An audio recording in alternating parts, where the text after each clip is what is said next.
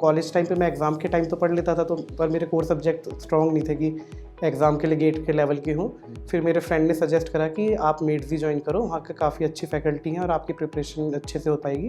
कुछ नेगेटिविटीज आए थे, अगर आने से कैसे आपने ओवरकम किया? सर स्ट्रेस होता था, बट पेरेंट्स भी मोटिवेट करते रहते थे कि ज़्यादा स्ट्रेस लेने की ज़रूरत नहीं है, सब अच्छा होगा, तुम अपना पढ़ते रहो और सब कुछ भगवान के ऊपर छोड़ दो, अपनी अपनी तरफ से पूरी ट्राई करते रहो। टीचर्स से भी मोटिवेशन मिलता रहता था कि स्ट्रेस नहीं लेना है, अपना पढ़ाई अच्छे से करते रहो, कोई डाउट्स होते थे तो फैकल्टी क्लियर कर ही देते थे।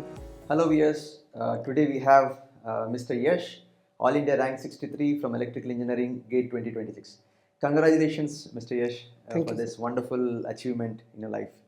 So, could you please share some information regarding your whereabouts? You're from which place? Where did you study your engineering and all? Sir मैं फरीदाबाद हरियाणा से हूँ। सर मैंने अपनी बीटेक एनआईटी कुरुक्षेत्र से करी है इलेक्ट्रिकल इंजीनियरिंग में, और सर मैं 2024 में पास आउट हो गया था एनआईटी कुरुक्षेत्र से।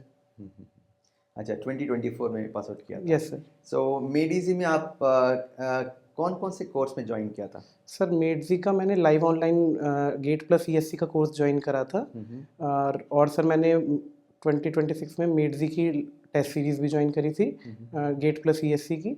एंड सर मैंने कन्वेंशनल प्रोग्राम भी ज्वाइन करा था मेडजी का। Very good. So almost every program you are a part of Yes, Mediji. sir. Very good, nice. So आपने जो ये प्रिपरेशन स्टार्ट किया था, yes sir. what were your challenges? मैंने आप पहले नहीं सोचा होगा, इतना Yes, प्रेडिक्ट sir. नहीं किया होगा रैंक को, but what were your challenges while preparing? क्या स्ट्रैटेजी था, कैसे challenges आपके पास थे प्रिपरेशन? सर इनिशियली मैं कोडिंग करता था कैंपस में जब था, तो मुझे पहले ये था कि आईटी सेक्टर में जाना है। बट सर आईटी सेक्टर जैसे 2024 में आईटी सेक्टर में काफ़ी ज़्यादा डाउनफॉल आया, उसकी वजह से फिर मेरा मतलब कि माइंडसेट चेंज हुआ कि प्राइवेट जॉब बहुत ज़्यादा अनस्टेबल है, तो उस पर रिलाई नहीं किया जा सकता, बहुत अनरिलायबल चीज़ है। तो फिर सर मेरा गेट की तरफ फोकस चेंज हुआ कि गेट से क्योंकि काफ़ी अपॉर्चुनिटीज़ थी गवर्नमेंट सेक्टर में। तो फिर सर मैंने जून में स्टार्ट करी प्रिपरेशन। तो कॉलेज टाइम पे मैं एग्ज़ाम के टाइम तो पढ़ लेता था, तो पर मेरे कोर सब्जेक्ट स्ट्रॉन्ग नहीं थे कि एग्ज़ाम के लिए गेट के लेवल के हों। फिर मेरे फ्रेंड ने सजेस्ट करा कि आप मेड्स ज्वाइन करो, वहाँ के काफ़ी अच्छी फैकल्टी हैं और आपकी प्रिपरेशन अच्छे से हो पाएगी। तो फिर मैंने अपने दोस्त की मान के कोर्स लिया और मेरे लिए काफ़ी हेल्पफुल रहा। हर सब्जेक्ट बड़े अच्छे से क्लियर हुआ, और मतलब मेरे को आसानी रही हर सब्जेक्ट को कवर करने में, बड़े जल्दी कवर कर पाया, जिसकी वजह से सर मेरे को 2025 में मेरी 359 रैंक आई। कुछ सब्जेक्ट सर मेरे बच गए थे, फिर वो मैंने लास्ट ईयर कवर करे, और इस वजह से अब जब कवर हो गया सारा सिलेबस, तो फिर उसकी वजह से सर अब की बार 63 रैंक आ गई। Okay, very good, very excellent. Like आप जब पढ़ रहे थे, टाइम मैनेजमेंट कैसे किया? Like GATE is all about accuracy and time Yes, sir. Management, so उसको आपने कैसे प्रैक्टिस किया? सर इनिशियली जब क्लासेस होती थी डेली 5 to 6 आवर क्लासेस तो डेली स्टार्टिंग से हो ही रही थी।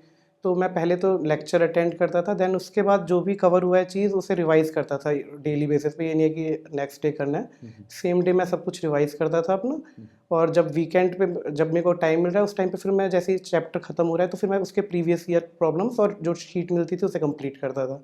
तो सर मैंने यही पैटर्न फॉलो करता रहा, और फाइनली जब सब्जेक्ट कवर हो जाता था तो उसे एक बार दोबारा रिवाइज़ करके देखता था और उसके शॉर्ट नोट्स प्रिपेयर कर लेता था। और सर फिर लास्ट में अपनी वो टेस्ट सीरीज़ प्रॉपर तरीके से फॉलो करी कि उसको टेस्ट सीरीज़ को कंप्लीट करा और उसकी प्रॉपर एनालिसिस हर टेस्ट के बाद। अच्छा अच्छा। Yes so what was the role of this test series? So test series आप बोले हैं मैंने किया था, प्रैक्टिस किया था। Yes sir. सो आप सब कैसे आपने अटेम्प्ट किया टेस्ट सीरीज को? मैंने what were your steps of improvement in test series? Sir test series में सबसे पहले मैंने सब्जेक्ट वाइज पार्ट टेस्ट से स्टार्ट करा। तो जो भी उसमें गलती होती थी उसे मैं तभी की तभी रेक्टिफाई करके उससे प्रैक्टिस करता था, और उसे स्कैन करके एक अपना पीडीएफ रेडी कर रहा था कि जो क्वेश्चंस नहीं हो रहे हैं तो उनका एक कि फाइनल रिवीजन में हेल्पफुल रहे। पहले मैंने सारे सब्जेक्ट वाइज टेस्ट कंप्लीट करे, देन उसके बाद मैं फुल सिलेबस टेस्ट की तरफ गया। और सर यही पैटर्न रहा कि जो भी क्वेश्चन सॉल्व नहीं होते उन्हें उन स्पेसिफिक सब्जेक्ट के पीडीएफ में ऐड कर देता था स्कैन करके, कि फाइनल रिवीजन जब करूँ तो मुझे आसानी रहे कि जिन क्वेश्चंस में मैं अटका हूँ तो उन्हें रिवाइज कर सकूँ जल्दी। अच्छा, वेरी यस गुड। सर। सो मेडीजी में आप बहुत फैकल्टी पढ़ाया होगा, Yes, so sir. Like any faculty who has motivated you for yes this sir. Achievement? Rohit Tripathi sir, उन्होंने सिस्टम एंड सिग्नल्स पढ़ाते थे, और उन्होंने काफ़ी मोटिवेट किया है। मुरली सर थे इलेक्ट्रिकल मशीन्स के, उन्होंने भी ईच एंड एवरी फैकल्टी ने सर बहुत मोटिवेट करा है। उनके सेशंस होते थे तो मोटिवेशन खुद आता था कि हाँ वो बताते थे कि ऐसे करो ऐसे करो। तो काफ़ी हेल्पफुल रहा सब कुछ सर। ओके। सो जब आप प्रिपेयर करते थे, कभी आपको कुछ लो लेवल लगा कभी कि मैं सर अचीव नहीं कर पाऊंगा? ऐसे कुछ नेगेटिविटीज आए थे, अगर आने से कैसे आपने ओवरकम किया? सर स्ट्रेस होता था, बट पेरेंट्स भी मोटिवेट करते रहते थे कि ज़्यादा स्ट्रेस लेने की ज़रूरत नहीं है, सब अच्छा होगा, तुम अपना पढ़ते रहो और सब कुछ भगवान के ऊपर छोड़ दो, अपनी अपनी तरफ से पूरी ट्राई करते रहो। टीचर्स से भी मोटिवेशन मिलता रहता था कि स्ट्रेस नहीं लेना है, अपना पढ़ाई अच्छे से करते रहो, कोई डाउट्स होते थे तो फैकल्टी क्लियर कर ही देते थे। तो सर उस वजह से इतना ज़्यादा फील नहीं होती थी फिर वो चीज़ की, स्ट्रेस वगैरह चला जाता था, एक बार बीच में आता था बट फिर वो क्लियर हो जाती थी सब चीज़ सर। अच्छा, वेरी गुड। सो एक दिन में for a particular single day how much time आपने स्पेंड किया for the preparation at least? Sir exam time, जब एग्ज़ाम पास में था तब तो मतलब 10 to 12 आवर्स तक चला जाता था टाइम, बट रेगुलर बेसिस पे 6 to 8 hours per day sir. 6 to 8 hours. Yes sir. Okay, very nice. And like for a engineering graduate in India, yes sir. so how important you feel GATE is for him or her? Sir GATE काफ़ी मतलब आपको multiple opportunities दिलाता है, most of the PSUs are allowing GATE. तो GATE sir काफ़ी important exam है और मतलब इसके थ्रू जॉब्स भी बहुत सारी हैं गवर्नमेंट सेक्टर में। एंड सर अगर किसी को रिसर्च या फिर मास्टर्स के लिए जाना है तो भी बहुत ऑप्शंस हैं गेट के थ्रू, कि IITs में जा सकते हो आप, कुछ इंटरनेशनल इंस्टीट्यूट्स हैं वो भी अलाउ करते हैं। तो sir GATE is very good exam for this purpose. Yes sir. Okay, so like could you share some like a particular moment yes sir. for your struggle? मैंने आपने जो struggle feel किया था उसको अभी आपने achieve कर दिया। Yes sir. So what were your thoughts at that time? Like who motivated you? Sir जब भी मेरे को मतलब ज़्यादा डाउन फील होता था कि कहीं, सर जैसे रैंक आई लास्ट ईयर 2025 में तो 359 थी, तो मेरे को डाउटफुल सा था कि मेरा सिलेक्शन कहीं हो पाएगा या नहीं होगा। तो बहुत स्ट्रेस रहता था पूरे टाइम की, PSUs के इंटरव्यूज़ दे के आने होते थे, कई जगह से रिजेक्शन भी आया, तो उससे स्ट्रेस बढ़ता रहता था। बट घर पे सब कहते थे कि कोई टेंशन लेने की ज़रूरत नहीं है, आप अपना प्रिपेयर करते रहो, जो होगा अच्छा होगा। तो सर फाइनली जब जाके रिजल्ट आने शुरू हुए, एयरपोर्ट अथॉरिटी का आया, उसमें जब लिस्ट में नाम आया तो उससे बहुत खुशी हुई।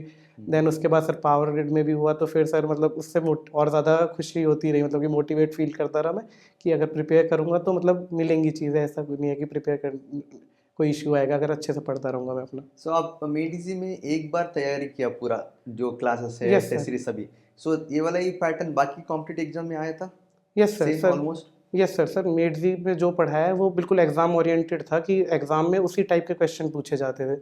तो मेड्जी की टेस्ट सीरीज़ भी और नोट्स बहुत ही इंपॉर्टेंट है, अगर कोई उसे अच्छे से फॉलो करे तो बहुत अच्छी रैंक ला सकता है, कोई इशू नहीं आएगा सर उसे। Okay, so after joining after getting this GATE rank आप कहाँ पर ज्वाइन करना चाहते हैं based on this rank? Sir अभी डिसाइड नहीं करा है, फिलहाल मैं पावर ग्रिड में हूँ, अभी फिलहाल मैंने पावर ग्रिड फैब में ही ज्वाइन करा है। तो अभी सर डिसाइड करूँगा कि क्या आगे क्या सोचा जाए कि कहाँ पे जा सकते हैं। Excellent, Mr. Yash. So once again, congratulations for this excellent achievement on behalf of Medici and myself. Thank you May sir. God bless you and thank you so much for your time. Thank you sir.